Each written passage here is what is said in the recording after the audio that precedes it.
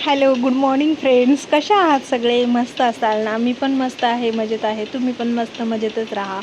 तर स्वागत आहे तुमचं आपल्या यूट्यूब चॅनेलवरती. तर आजची माझी मॉर्निंग देवपूजेपासून झालेली आणि वाजलेले घड्याळीमध्ये 10:30. तर बघा, आता पाऊस चालू असल्यामुळे ना मस्त एकदम सगळीकडे जिकडे बघावं ना तिकडे एकदम हिरवळ हिरवळ आहे. पण चिखलही तेवढाच आहे आणि पावसामुळे ना मग बाहेर जायचं ना खूप कंटाळा येतो, कारण की सगळं कपडे ओले होतात. मग आधीच पावसामुळे घरातली कपडे सुकत नाहीत आणि मग एक्स्ट्राची कपडे ओली. त्याच्यामुळे बघा आमचं वातावरण कसं मस्त एकदम. आणि माझ्या पाठच्या गॅलरीमधली झाडी आहेत ना एकदम अशी हिरवळ हिरवळ झालेली आहेत ना. आणि 10:30 वाजलेत तरीही माझ्या मॅडम झोपलेल्या आहेत मस्त एकदम, कारण की थंड वाटतंय त्याच्यामुळे मस्त मॅडम झोपून घेतलेल्या आहेत. आणि दुपारची वेळ होती तर बघा कसा घरामध्ये पसारा ना, अक्षरशः कंटाळा येतो. जिथे मूल आहे ना लहान तिथे खरंच बापरे, एक आई ना दिवसभर जरी म्हटलं राबत राहिली ना तरीही तो टाईम कमीच आहे तिच्यासाठी. मस्त तिचे पप्पा आज घरी होते त्याच्यामुळे दोघांची एवढी मस्ती चालू होती ना की विचारायला नको. बसलेली खेळणी सगळी बाहेर काढून आणि मस्त सगळा पसारा सोडला. फक्त खेळायला येतं त्यांना, पण पसारा आवरायचा कोण? तर पसारा आवरायचा बायकोनी आणि आईनी, बस विषय संपला. तर आज माझ्या पप्पांचा बड्डे पण होता, तर आम्ही संध्याकाळी माझ्या मम्मीच्या इकडे गेलेलो. तर मम्मीच्या इकडे गेलेलो आणि पप्पा गेलेले थोडे बाहेर गेलेले माझ्या बहिणीला क्लासवरून आणायला. तर मग तोपर्यंत आमच्या चिमणी मॅडमचं आणि तिच्या माऊचं फुटबॉल खेळणं चालू होतं. एवढासा जीव आहे पण सगळं कळतं आणि कसं खेळायचं ते पण सगळं समजतं. बघा कशी पायाने फुटबॉल खेळते मस्त. आणि मावशीला तर एवढी नाचवते ना ती, बाप रे बाप, काय विचारायलाच नको. ती मस्ती आता दिवसेंदिवस ना खूपच वाढत चाललेली आहे. 1.5 वर्षाचं हे कार्टून आहे माझं आणि पण एवढं समजतं ना की काय विचारायला. कधी कधी ना मलाच आश्चर्य वाटतं, हे खरंच माझंच बाळ आहे, एवढं टॅलेंटेड कसं आहे मलाच कळत नाही. कारण की मला पण कधी कधी ना ॲक्च्युली काहीच समजत नाही. आणि खेळत होते आणि पप्पाला आवाज देते, पप्पा पप्पा. आणि माझा नवरा तर काय बापरे, एवढं मोबाईलमध्ये डोकं असतं ना त्यांचं. खरंच फ्रेंड्स, तुम्हाला काहीतरी त्याच्यासाठी सोल्युशन असेल ना तर मला नक्की कमेंटमध्ये सांगा की मोबाईल कसा सोडवावा नवऱ्याच्या हातातून.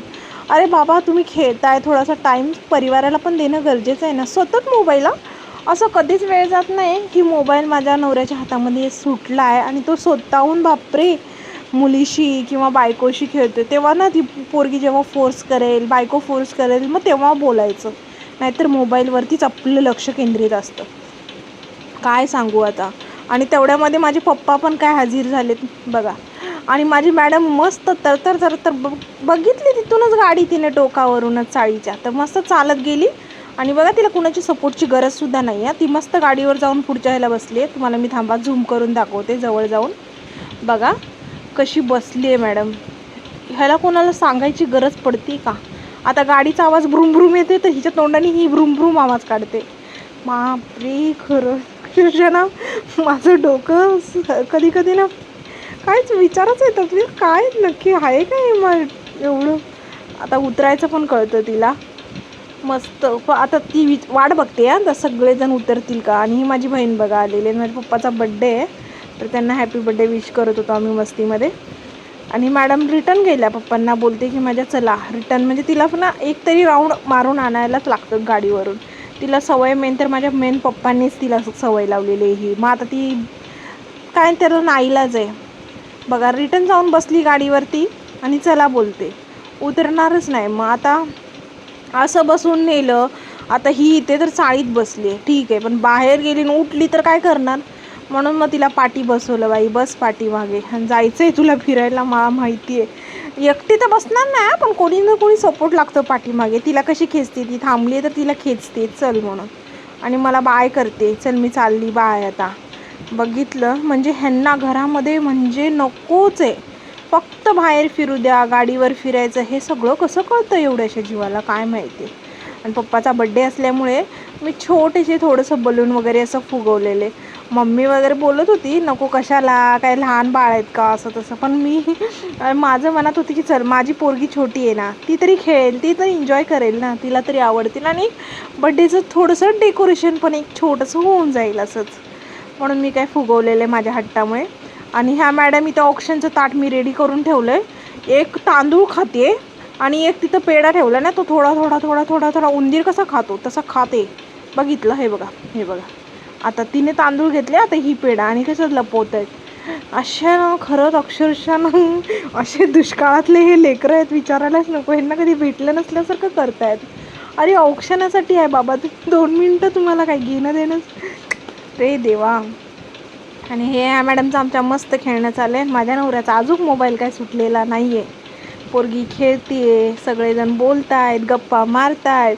इकडे काय चाललंय आम्हाला काही त्याच्याशी, या म्हणजे दुनियेमध्ये काय चाललंय ना, माझ्या नवऱ्याला काही घेणं देणं नसतं. फक्त आपण आपल्या दुनियेमध्ये आणि मोबाईल एवढंच येतं.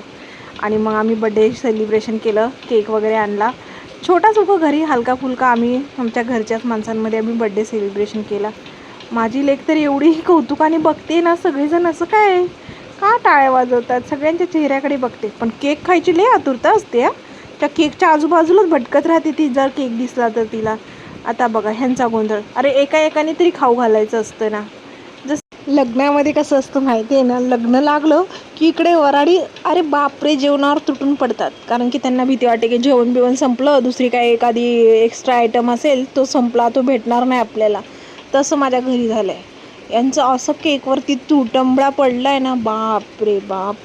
एकाने ना एक घास व्यवस्थित चारा, कोणाचाच ताळमेळ कोणाला नाही, एवढी गडबड असते ना. आणि हे बघा हिने घरी बनवलं आहे हां, हे पुठ्ठ्यापासून ते चॉकलेटचं आता निघालं ना ट्रेंड, ते मस्त रिबिन खोलायचं वगैरे.